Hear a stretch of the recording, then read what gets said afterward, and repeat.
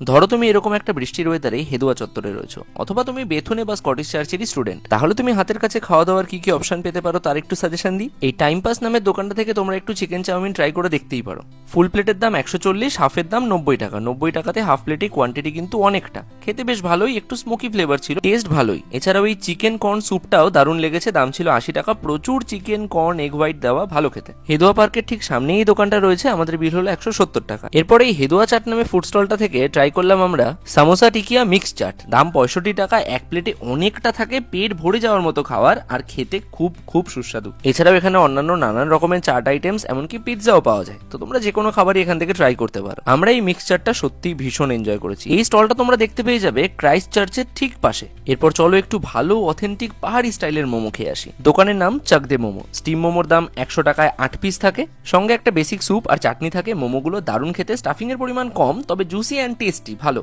আচ্ছা, এটার লোকেশনটা বলে দিই। হেদুয়া থেকে হাতিবাগানের দিকে যেতে শুরু করলে ডান হাতে এই রায়বাগান স্ট্রিটের গলির মুখে এই দোকানটা তোমরা দেখতে পেয়ে যাবে। ভিডিওটা যখন এত অবধি দেখেই ফেলেছো, যদি ভালো লেগে থাকে একটা লাইক করে দিও।